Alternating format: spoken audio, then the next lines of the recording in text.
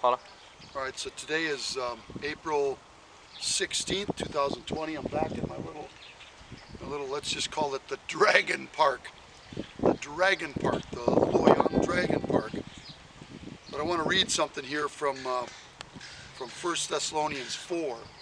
You know, sometimes as Christians, we need to help the world understand what is our hope. What is the hope for the Christian? What is the hope for the human race? Well, the hope is that Jesus Christ is going to return. But what's important for Christians, for us to, oh boy, here comes somebody here.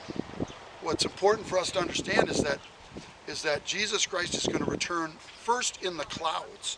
And 1 Thessalonians talks about that. And I want to read here. It says, "For the Lord himself will descend from heaven with a loud cry of summons, with the shout of an archangel, and with the blast of the trumpet of God. And those who have departed this life in Christ will rise first." Verse 17 then.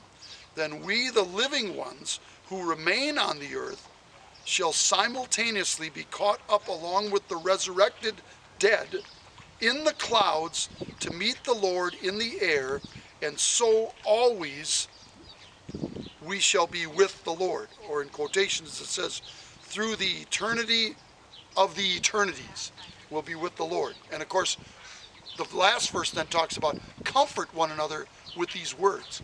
So that's the hope that we have. So as Christians, we don't live in fear because we know that's our hope. That Jesus is going to take the dead Christians, they'll rise first.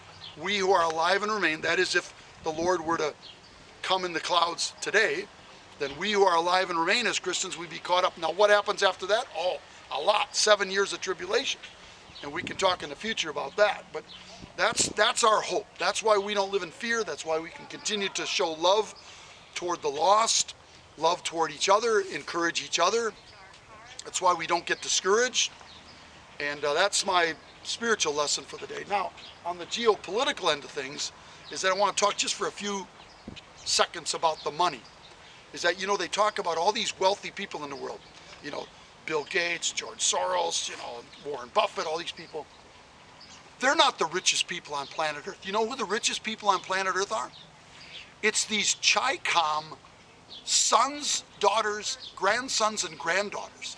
They're the ones. And if you wonder why California doesn't have a problem with the virus, it's because all of those stupid grandkids and kids, they all got their houses and their wealthy mansions and stuff in California. Oh, they got apartments and stuff in Manhattan. They work with Wall Street, but they live in California. They don't want that virus to spread there. And you say, well, how can they control that? Well, remember, it's a biological weapon. They would have released it once it's spun out of control.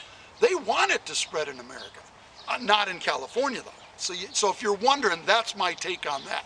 Now, as far as the money, think of the amount of money. Jiang Zemin, the former leader of China, his family, do you know what the number is?